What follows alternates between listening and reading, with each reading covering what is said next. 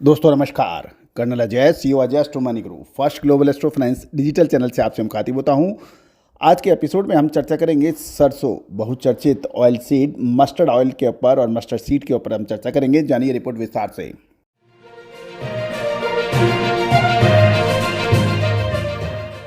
Ajay Astro Money group देश का पहला चैनल 42 कमोडिटीज 5 मार्केट पर लगातार अपडेट विश्लेषण देता है। देश दुनिया की खबर से आपको रूबरू कराता है। दोस्तों हम वर्तमान ही नहीं भविष्य का भी देते हैं सटीक आकलन।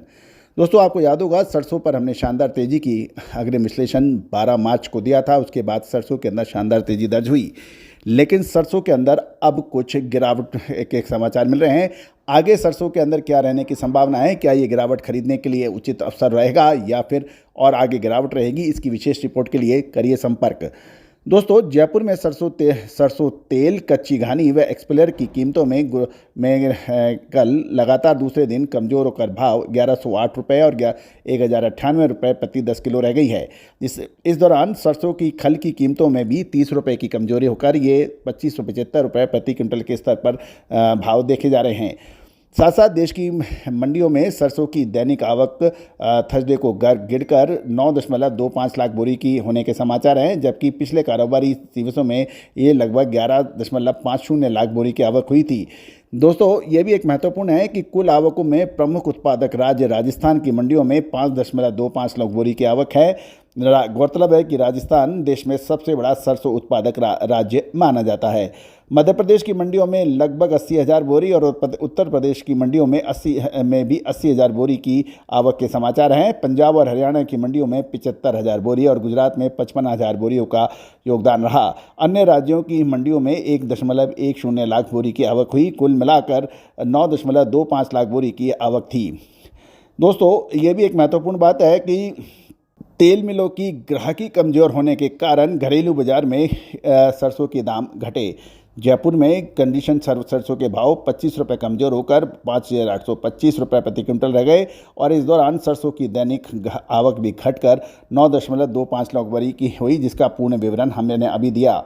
यदि हम कुछ व्यापारियों से बात कर रहे हैं तो उनका कहना यह है कि इंपोर्टेड एडिबल ऑयल के दाम कमजोर होने से घरेलू बाजार में सरसों की तेल की कीमतों पर दबाव महसूस किया जा रहा है, जिस कारण तेल मिलों की खरीद सरसों में घटने के समाचार हैं।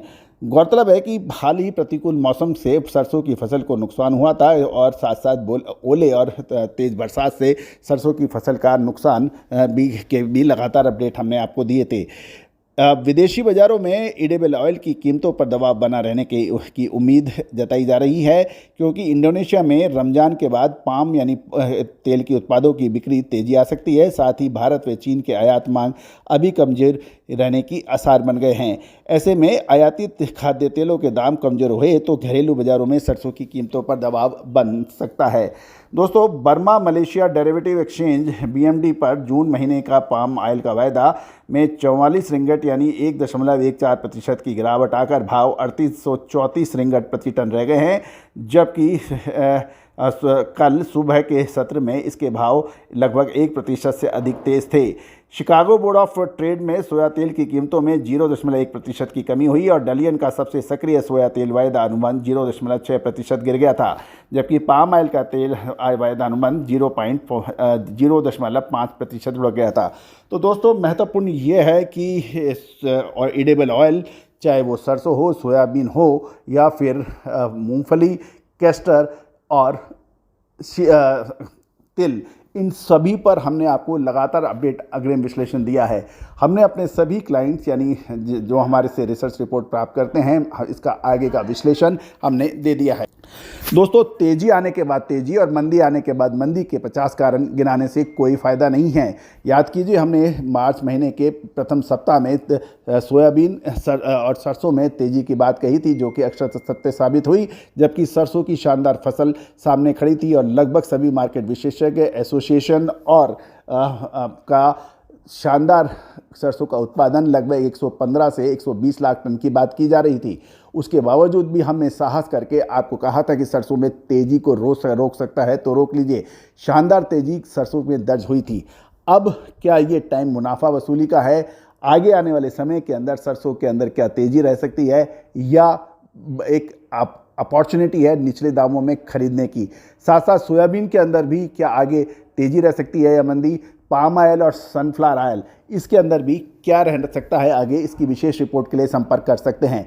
नंबर स्क्रीन पे दिया गया है, आप उस पर संपर्क कर सकते हैं। दोस्तों याद रखिएगा, विश्लेषण वो जो अग्रिम आए, विश्लेषण वो नहीं कि आने के बाद उसकी रिपोर्टिंग की जाए।